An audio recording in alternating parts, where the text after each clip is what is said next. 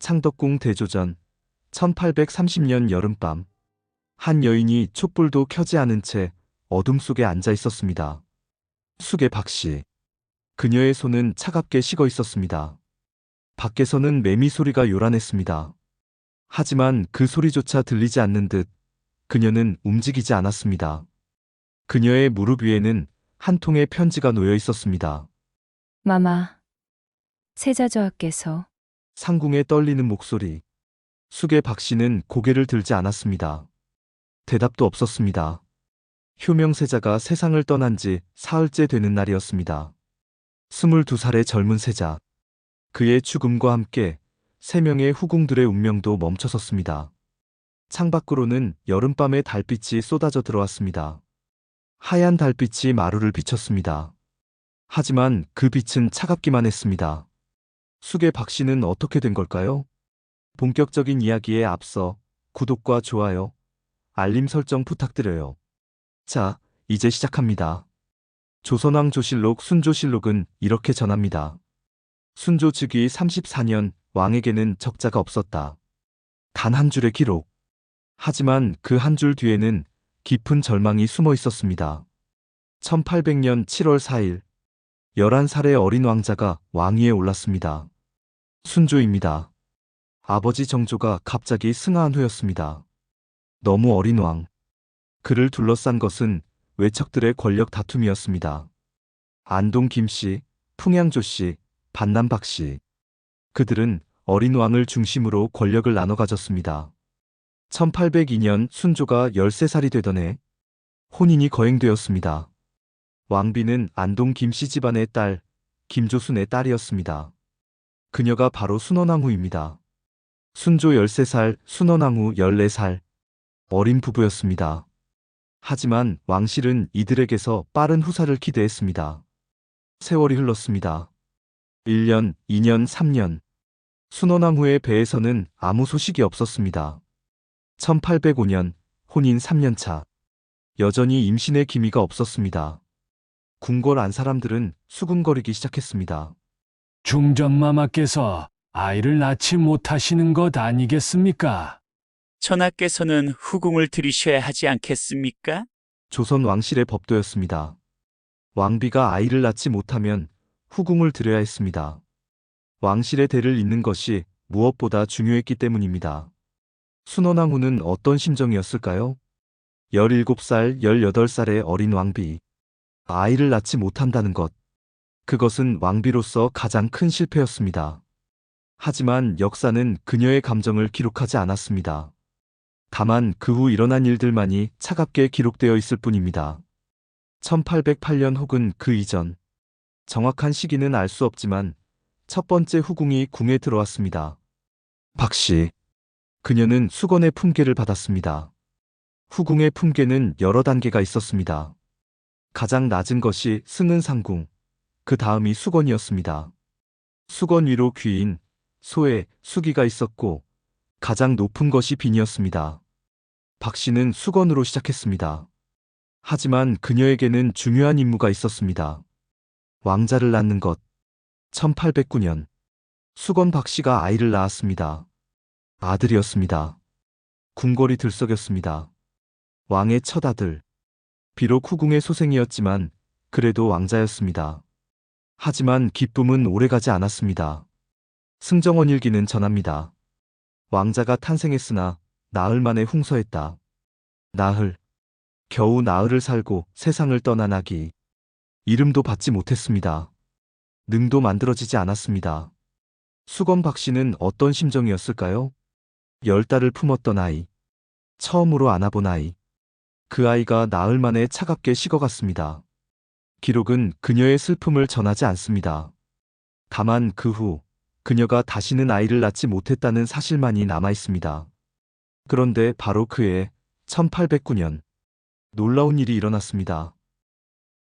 1809년 8월 9일 또 다른 박씨가 아들을 낳았습니다.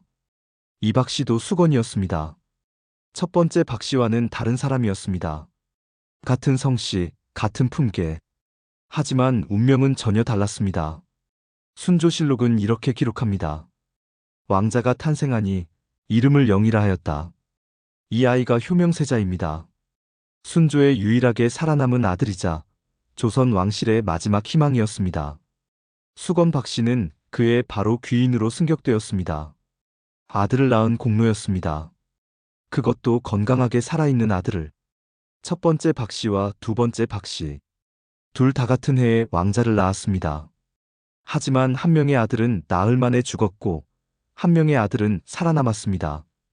이것이 운명의 차이였습니다. 이것이 궁궐에서의 삶이었습니다. 두 번째 박씨, 귀인 박씨는 그 후로도 계속 승격되었습니다. 1816년 그녀는 빈의 품계를 받았습니다. 순빈 박씨. 빈은 후궁 중 가장 높은 지위였습니다. 왕자의 어머니에게 주어지는 최고의 예우였습니다. 하지만 아무리 빈이라 해도 왕비는 아니었습니다. 순원왕후가 여전히 중전이었습니다. 순빈 박씨는 후궁일 뿐이었습니다. 궁궐 안 사람들은 말했습니다. 빈마마께서는 세자를 낳으셨지만 중전마마께서 계시니 빈마마의 지위가 높으시나 정통성은 중전마마께. 훗날 세자께서 즉위하시면 어찌 되실까? 그 속삭임 속에서 순빈 박씨는 자신의 아들을 바라봤습니다. 효명. 그녀가 낳은 아이. 하지만 과연 그녀의 아이로 남을 수 있을까요? 1819년 또 한 명의 박씨가 궁에 들어왔습니다. 승정원 일기는 간략하게 전합니다. 수건 박씨를 간택하다. 세 번째 박씨였습니다. 그녀 역시 수건으로 시작했습니다. 하지만 이 박씨에 대한 기록은 매우 적습니다. 그녀가 아이를 낳았다는 기록이 없습니다. 그녀가 무슨 일을 했는지도 알 수 없습니다. 다만 1828년 그녀가 수기로 승격되었다는 기록만이 남아 있습니다. 1828년 그의 효명세자는 19살이었습니다. 그는 1827년부터 대리청정을 시작한 상태였습니다. 아버지 순조를 대신해 나라를 다스리고 있었습니다. 왜 세 번째 박씨는 이때 승격되었을까요? 아이를 낳지 않았는데도? 궁중의 규칙은 복잡했습니다. 때로는 왕이나 세자의 총애만으로도 품계가 올랐습니다. 때로는 정치적 이유로, 가문의 이유로 승격되기도 했습니다. 혹시 이 박씨는 효명세자와 관련이 있었을까요? 그녀는 순조의 후궁이었을까요? 아니면 효명세자의 후궁이었을까요? 기록은 명확하지 않습니다. 다만 그녀가 효명세자 사후에도 궁에 남았다는 것만이 확인됩니다. 세 명의 박씨. 세 가지 운명. 첫 번째 박씨, 아이를 낳았으나 잃은 여인. 두 번째 박씨, 세자를 낳은 여인. 세 번째 박씨, 아이를 낳지 못한 여인. 그들은 같은 궁궐에서 살았습니다. 같은 왕을 섬겼습니다. 하지만 서로를 바라보는 시선은 어땠을까요? 동료였을까요? 경쟁자였을까요? 아니면 그저 서로를 모른 척하며 지나쳤을까요? 효명세자가 태어난 지 3년이 지났습니다. 1812년 순조는 중요한 결정을 내렸습니다. 3살 된 왕자를 원자로 책봉하는 것이었습니다. 승정원 일기는 전합니다. 왕자를 원자로 책봉하고 이길 고유제를 거행하다. 원자 책봉. 그것은 무엇을 의미했을까요? 원자는 세자가 되기 전 단계였습니다. 아직 공식적인 왕세자는 아니지만 사실상 후계자로 인정받는다는 뜻이었습니다. 왜 순조는 이렇게 빨리 원자 책봉을 했을까요?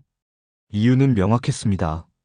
순원왕후가 여전히 아이를 낳지 못하고 있었기 때문입니다. 1802년 혼인. 1812년이면 혼인한 지 10년이었습니다. 순원왕후의 나이는 24살. 여전히 젊었지만 10년 동안 한 번도 임신하지 못했습니다. 왕실은 더 이상 기다릴 수 없었습니다. 효명을 원자로 책봉함으로써 사실상 그를 후계자로 확정한 것입니다. 순원왕후는 어떤 심정이었을까요? 24살의 왕비. 10년 동안 아이를 낳지 못한 여인. 그날 원자 책봉 의식이 거행되었습니다. 창덕궁 인정전에서 백관들이 모였습니다. 3살 된 어린 원자가 높은 자리에 앉았습니다. 순원왕후도 그 자리에 있었을 것입니다. 순빈 박씨는 어디에 있었을까요? 의례상 순원왕후는 중전으로서 참석했을 것입니다. 하지만 순빈 박씨는 후궁이었습니다. 후궁의 위치에서 자신의 아들을 바라봤을 것입니다. 법적으로 그 아이는 아직 순원왕후의 아들이 아니었습니다. 생물학적으로는 순빈 박씨의 아들이었습니다. 하지만 모두가 알고 있었습니다. 언젠가 그 아이는 순원왕후의 양자가 될 것이라는 것을. 그것이 왕실의 법도였습니다. 왕비가 아들이 없으면 후궁의 아들을 양자로 삼는 것. 순빈 박씨는 그날 무엇을 생각했을까요? 자랑스러웠을까요? 슬펐을까요? 아니면 두 감정이 뒤섞였을까요? 그녀는 아들을 낳았습니다. 하지만 아들의 어머니로 남을 수는 없을 것입니다. 첫 번째 박씨는 그 의식을 지켜봤을까요? 자신이 낳았던 아들, 나흘 만에 죽은 그 아이가 살아있었다면 저 자리에 있어야 할 아이였을 텐데 그녀의 마음은 어땠을까요? 기록은 침묵합니다. 1819년 9월 19일 효명세자가 10살이 되던 해 순조는 또 하나의 중요한 결정을 내렸습니다. 원자를 정식으로 세자로 책봉하는 것이었습니다. 그리고 동시에 순원왕후의 양자로 삼았습니다. 순조실록은 이렇게 기록합니다. 세자를 책봉하고 중궁전의 양자로 삼다. 이 한 문장. 이것이 순빈 박씨와 효명세자를 완전히 갈라놓았습니다. 법적으로 효명세자의 어머니는 이제 순원왕후였습니다. 생모 순빈 박씨는 여전히 후궁이었습니다. 효명세자는 이제 순원왕후를 어머니로 불러야 했습니다. 순빈 박씨에게는 다른 호칭을 써야 했습니다. 어떤 호칭이었을까요? 빈마마? 생모마마? 기록은 전하지 않습니다. 하지만 확실한 것은 어머니와 아들의 관계가 법적으로 끊어졌다는 것입니다. 순빈 박씨는 그날 밤 무엇을 생각했을까요? 창덕궁 후원 어딘가에서 혼자 밤하늘을 바라봤을지도 모릅니다. 10달을 품었던 아이, 젖을 물렸던 아이, 첫걸음을 떼는 것을 봤던 아이. 그 아이가 이제 법적으로는 남의 아들이 되었습니다. 하지만 피는 거짓말하지 않습니다. 효명세자는 여전히 그녀의 피를 이어받았습니다. 그녀의 얼굴을 닮았을 것입니다. 그녀의 목소리를 닮았을 것입니다. 하지만 그것을 말할 수는 없었습니다. 법이 그것을 금했습니다. 예법이 그것을 막았습니다. 순원왕후는 어떤 심정이었을까요? 그녀는 이제 공식적으로 어머니가 되었습니다. 10살 된 아들의 어머니, 자신이 낳지 않은 아들의 어머니. 기록에 따르면 순원왕후는 효명세자를 극진히 아꼈다고 합니다. 양자로 삼은 후 친자식처럼 돌봤다고 전해집니다. 그것이 진심이었을까요? 아니면 의무였을까요? 아마도 둘 다였을 것입니다. 처음에는 의무로 시작했지만 시간이 지나면서 정이 들었을 것입니다. 효명세자는 총명했고 효성스러웠다고 기록됩니다. 그런 아이를 미워하기는 어려웠을 것입니다. 하지만 밤이 깊어지면, 혼자 누워있을 때면 순원왕후도 생각했을지 모릅니다. 내가 낳은 아이였다면, 내 배에서 나온 아이였다면, 하지만 그것은 영원히 이루어질 수 없는 꿈이었습니다. 궁궐 안에는 이제 명확한 선이 그어졌습니다. 순원왕후, 법적 어머니, 중전, 왕실의 주인. 순빈 박씨, 생모, 후궁, 그림자 속의 존재. 이 선은 절대 넘을 수 없었습니다. 1827년 2월 18일, 효명세자가 18살이 되던 해, 순조는 중요한 조치를 발표했습니다. 세자에게 대리청정을 명한 것입니다. 순조실록은 이렇게 전합니다. 임금께서 몸이 편찮으시어 세자에게 청정을 명하다. 대리청정. 그것은 왕의 권한을 세자에게 넘긴다는 뜻이었습니다. 사실상 세자가 왕처럼 나라를 다스리는 것입니다. 순조는 왜 이런 결정을 내렸을까요? 공식적인 이유는 건강 때문이었습니다. 순조는 당시 38살이었습니다. 젊은 나이였지만 건강이 좋지 않았습니다. 하지만 더 깊은 이유가 있었습니다. 세도정치. 순조 시대는 외척들의 세도정치가 극에 달한 시기였습니다. 안동 김씨 가문이 권력을 독점하고 있었습니다. 순원왕후의 친정인 안동 김씨. 순조는 이를 견제하고 싶었을 것입니다. 하지만 자신이 직접 나서기는 어려웠습니다. 왕비의 친정이었기 때문입니다. 그래서 효명세자에게 권한을 넘긴 것입니다. 젊고 총명한 세자라면 새로운 변화를 만들 수 있을 것이라고 믿었을 것입니다. 효명세자는 대리청정을 시작했습니다. 그는 많은 개혁을 단행했습니다. 왕실의 권위를 회복하고자 했습니다. 외척의 세도 정치를 견제하고자 했습니다. 궁중음악과 의례를 정비했습니다. 일성록에는 효명세자의 결정들이 자세히 기록되어 있습니다. 신하들의 인사, 재정개혁, 군사제도 정비. 효명세자는 야심이 있었습니다. 능력도 있었습니다. 미래도 있었습니다. 그는 자주 두 어머니를 찾아뵀습니다. 순원왕후에게는 공식적인 문안 인사를 드렸습니다. 매일 아침 중궁전을 찾아가 문안을 여쭈었습니다. 이것이 예법이었습니다. 그렇다면 순빈 박씨에게는? 기록은 자세하지 않습니다. 하지만 효명세자가 생모를 전혀 찾아보지 않았다고 보기는 어렵습니다. 공식적인 자리는 아니더라도 때때로 찾아갔을 것입니다. 순빈 박씨는 아들을 만날 때마다 무슨 이야기를 했을까요? 건강 조심하여라. 무리하지 마라. 어머니는 늘 네 편이다. 어쩌면 그런 말들을 했을지도 모릅니다. 하지만 확신할 수는 없습니다. 기록에는 남아있지 않으니까요. 효명세자는 두 어머니 사이에서 균형을 잡아야 했습니다. 낮에는 순원왕후를 모셨습니다. 공식 석상에서는 그녀를 어머니로 불렀습니다. 백관들 앞에서는 그녀에게 예를 올렸습니다. 하지만 밤에 혼자 있을 때는 순빈 박씨를 생각했을까요? 자신을 낳아준 어머니를. 아니면 이미 익숙해져서 순원왕후만을 어머니로 여겼을까요? 우리는 알 수 없습니다. 효명세자의 마음은 기록되지 않았습니다. 첫 번째 박씨, 숙의 박씨는 이 시기에 어떻게 살고 있었을까요? 1822년 그녀는 수기로 승격되었습니다. 아이를 낳은 지 13년 후였습니다. 아이를 잃은 어머니에게 주어진 늦은 보상. 하지만 그것이 무슨 위안이 되었을까요? 품계가 올라간다고 해서 죽은 아이가 돌아오는 것은 아니었습니다. 그녀는 창덕궁 어딘가에서 조용히 살았을 것입니다. 효명세자를 보면 무슨 생각을 했을까요? 내 아들이 살았다면 전 아이였겠지. 내 아들이 살았다면 저렇게 자랐을까? 세 번째 박씨, 두 번째 숙의 박씨는 어땠을까요? 그녀는 1828년 수기로 승격되었습니다. 효명세자가 대리청정을 시작한 지 1년 후였습니다. 혹시 그녀는 효명세자와 가까웠을까요? 혹시 그녀는 효명세자를 보좌했을까요? 기록이 없어서 알 수 없습니다. 다만 그녀가 존재했다는 것, 그리고 품계가 올랐다는 것만 알 뿐입니다. 3명의 박씨 후궁, 세자 하나를 둘러싸고 각자의 자리에서 살았습니다. 그들은 서로를 어떻게 생각했을까요? 동료였을까요? 경쟁자였을까요? 아니면 그저 서로를 모른 척했을까요? 궁궐은 넓었지만 좁았습니다. 같은 공간에 살면서도 서로 만나지 않을 수 있었습니다. 하지만 서로의 존재를 느끼며 살아야 했습니다. 보이지 않는 전쟁, 말없는 경쟁. 이것이 후궁들의 삶이었습니다. 1830년 봄, 효명세자는 21살이었습니다. 대리청정을 시작한 지 3년. 그는 이제 완전히 정치의 중심이었습니다. 신하들은 그를 따랐습니다. 백성들은 그를 희망으로 여겼습니다.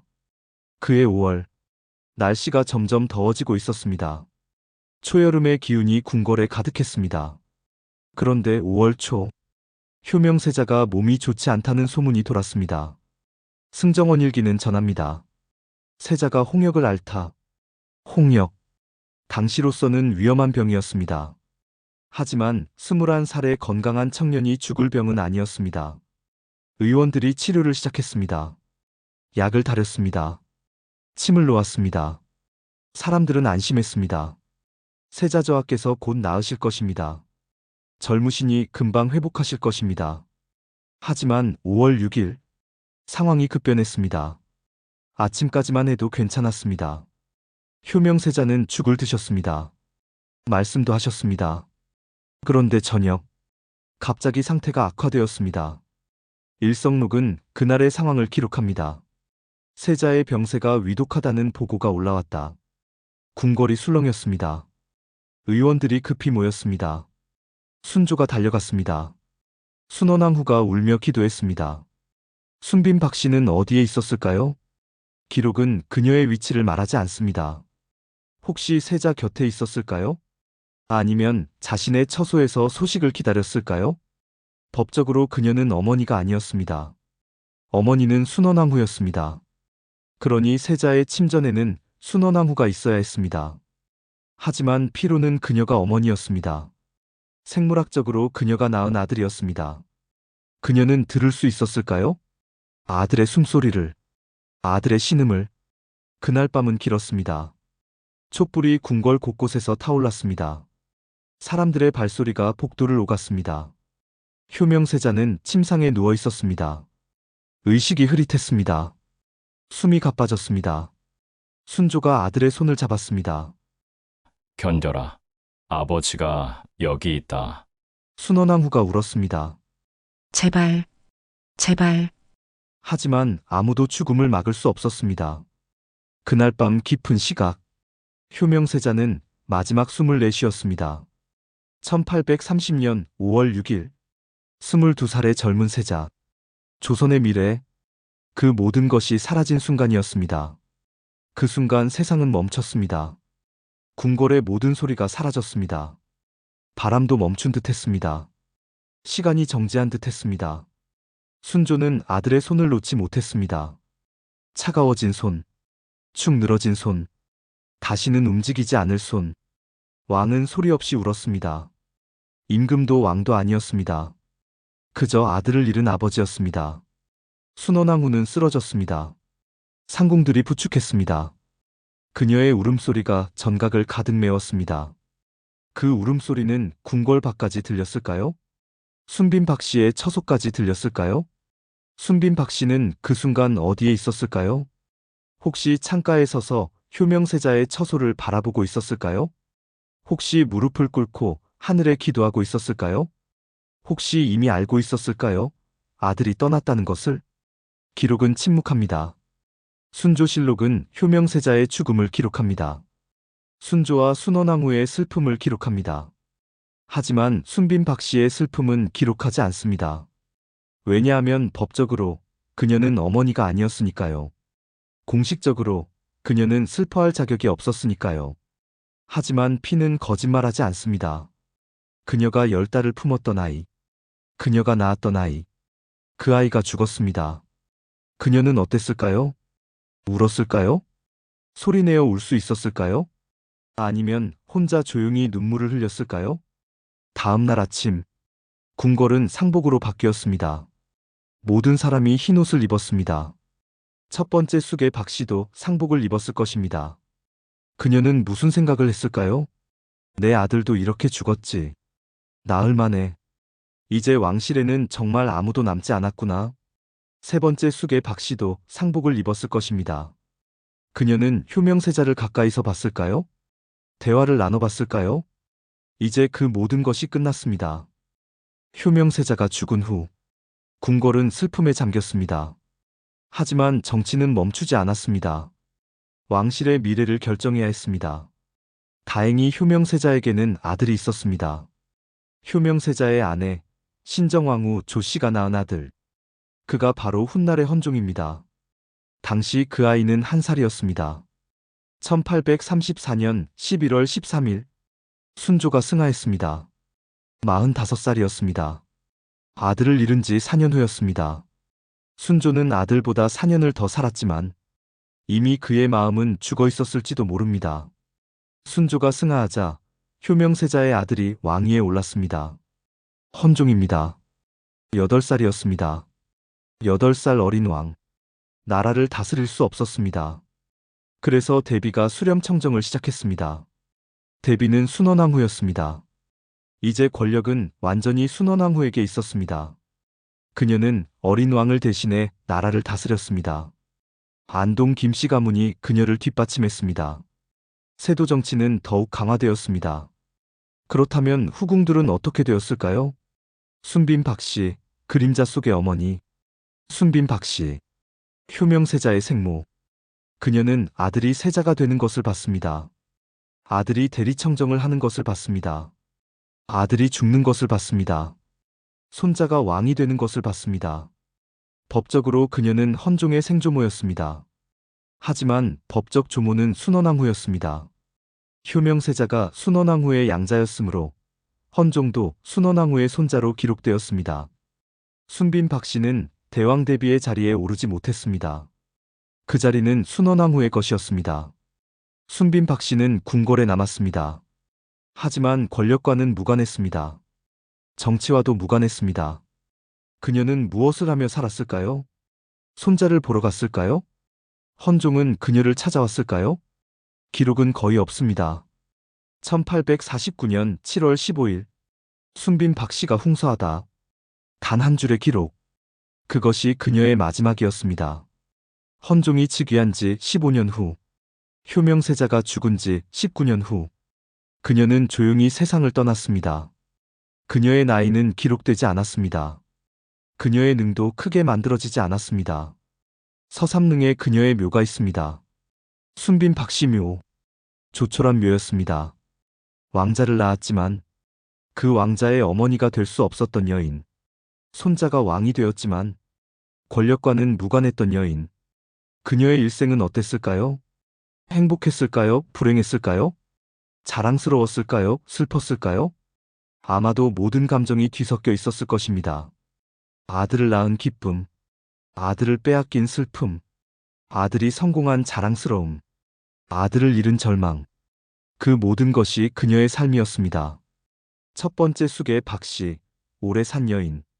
첫 번째 숙의 박씨, 아이를 잃은 여인. 그녀는 오래 살았습니다. 매우 오래 살았습니다. 1857년 4월 22일, 숙의 박씨가 훈서하다. 1809년에 아이를 낳았으니 48년을 더 살았습니다. 순조, 헌종, 철종, 세 왕을 모두 봤습니다. 그녀는 그 긴 세월 동안 무엇을 생각하며 살았을까요? 죽은 아들을 생각했을까요? 내 아들이 살았다면 전 아이가 되었을 텐데. 순빈 박씨의 아들, 효명세자를 보며 생각했을까요? 내 아들도 저렇게 자랐을까? 효명세자가 죽었을 때 그녀는 어떤 감정이었을까요? 동정? 슬픔? 아니면 복잡한 감정? 그녀의 마지막 기록도 단 한 줄입니다. 숙의 박씨가 훈서하다. 그녀의 능도 서삼릉에 있습니다. 숙의 박씨묘. 순빈 박씨의 묘 근처였습니다. 같은 성씨, 같은 왕의 후궁, 같은 곳에 묻혔습니다. 하지만 생전에 그들은 가까웠을까요? 서로를 위로했을까요? 아니면 서로를 피했을까요? 우리는 알 수 없습니다. 세 번째 숙의 박씨, 흔적 없는 여인. 세 번째 숙의 박씨, 아이를 낳지 못한 여인. 그녀에 대한 기록은 거의 없습니다. 1828년 숙의 승격 이후 더 이상 기록이 보이지 않습니다. 그녀가 언제 죽었는지조차 명확하지 않습니다. 어디에 묻혔는지도 확실하지 않습니다. 아마도 헌종대에 조용히 세상을 떠났을 것입니다. 아무도 주목하지 않게, 아무 기록도 남기지 않고. 그녀는 왜 후궁이 되었을까요? 무슨 이유로 궁에 들어왔을까요? 어떤 꿈을 꾸었을까요? 우리는 알 수 없습니다. 역사는 그녀를 기록하지 않았습니다. 다만 한때 궁궐에 그런 여인이 있었다는 것, 숙의 박씨라는 이름으로 살았다는 것, 그것만 알 뿐입니다. 누가 이 보이지 않는 전쟁의 승자였을까요? 누군가는 말합니다. 순원왕후가 승자다. 그녀는 수렴청정을 했다. 권력을 장악했다. 안동 김씨 가문을 일으켰다. 또 누군가는 말합니다. 순빈 박씨가 승자다. 그녀의 피가 왕실을 이었다. 그녀의 아들이 세자가 되었다. 그녀의 손자가 왕이 되었다. 하지만 정말 승자가 있었을까요? 순원왕후는 권력을 가졌습니다. 하지만 자신의 아이는 한 명도 없었습니다. 양자를 둘이나 잃었습니다. 효명세자도 헌종도 일찍 죽었습니다. 그녀는 오래 살았습니다. 1857년까지 살았습니다. 70살까지 살았습니다. 하지만 그 긴 세월 동안 무엇을 봤을까요? 양자들의 죽음, 왕실의 몰락, 자신이 세운 권력의 붕괴. 순빈 박씨는 아들을 낳았습니다. 하지만 아들의 어머니가 될 수 없었습니다.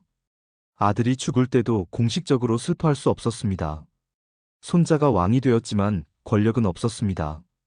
그녀도 손자가 죽는 것을 봤을까요? 헌종은 1849년에 죽었습니다.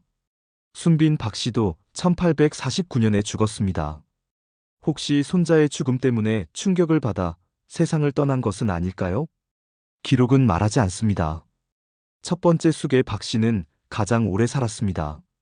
하지만 가장 일찍 아들을 잃었습니다. 48년을 더 살면서 무엇을 생각했을까요? 세 번째 숙의 박씨는 흔적도 없이 사라졌습니다. 이것이 후궁의 삶이었습니다. 왕의 여인이 되는 것. 그것은 영광처럼 보였습니다. 하지만 실제로는 감옥이었습니다. 아이를 낳는 것이 유일한 가치였습니다. 하지만 아이를 낳아도 어머니가 될 수 없었습니다. 권력 가까이에 있었지만 권력은 가질 수 없었습니다. 누가 승자입니까? 아무도 승자가 아니었습니다. 모두가 희생자였습니다. 왕실이라는 거대한 시스템의 희생자, 법도와 예법의 희생자, 역사의 희생자. 2025년 지금 우리는 순조와 효명세자의 이야기를 압니다. 역사책에 그들의 이름이 있습니다. 하지만 3명의 박씨 후궁들, 그들의 이름은 역사책에 거의 없습니다. 창덕궁을 찾아가면 대조전, 희정당, 낙선제, 아름다운 전각들이 남아 있습니다. 그곳에서 그들이 살았습니다. 사랑하고 미워하고 질투하고 동정했습니다. 웃고 울고 희망하고 절망했습니다. 서삼릉에 가면 순빈 박씨의 묘가 있습니다. 숙의 박씨의 묘가 있습니다. 조촐한 묘들입니다. 왕릉처럼 크지 않습니다. 화려하지도 않습니다. 하지만 그곳에 그들이 잠들어 있습니다. 200년 가까이 된 무덤, 이끼가 낀 비석, 비석에는 간단히 적혀 있습니다. 순빈 박씨, 숙의 박씨, 그게 전부입니다. 그들의 생애, 그들의 꿈, 그들의 슬픔, 모든 것이 이 짧은 이름 속에 묻혀 있습니다. 효명세자의 묘는 더 웅장합니다. 수릉이라고 합니다. 헌릉 근처에 있습니다. 그는 왕이 되지 못했지만 세자로서 예우를 받았습니다. 그의 묘 앞에는 성물들이 있습니다.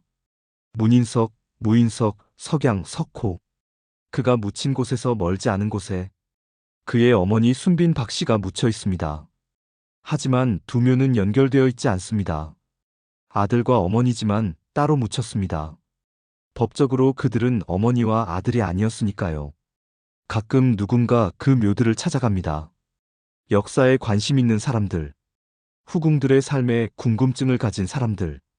그들은 묘 앞에 서서 생각합니다. 이 여인은 어떤 삶을 살았을까? 행복했을까? 불행했을까? 후회는 없었을까? 대답은 없습니다. 다만 바람소리만 들릴 뿐입니다. 오늘의 역사 이야기 어떠셨나요? 적자가 없는 왕. 그 왕을 둘러싼 3명의 박씨 후궁. 효명세자를 둘러싼 보이지 않는 전쟁. 짧은 기록 속에도 긴 삶이 있었습니다. 이름 없이, 목소리 없이 살다간 여인들의 이야기가 있었습니다. 후궁으로 산다는 것. 그것은 화려함 뒤에 고독이었습니다. 권력 곁에 무력함이었습니다. 사랑 속의 외로움이었습니다. 아이를 낳아도 어머니가 될 수 없다는 것. 법이 피보다 강하다는 것. 역사가 여성의 목소리를 지운다는 것. 이 모든 것이 후궁들의 삶이었습니다. 당신이라면 어떻게 하셨을까요? 후궁이 되는 것을 받아들이셨을까요? 아들을 낳고도 어머니라 불리지 못하는 것을 견디셨을까요? 50년을 궁궐에서 살면서 무엇을 생각하셨을까요? 당신의 생각은 어떠신가요?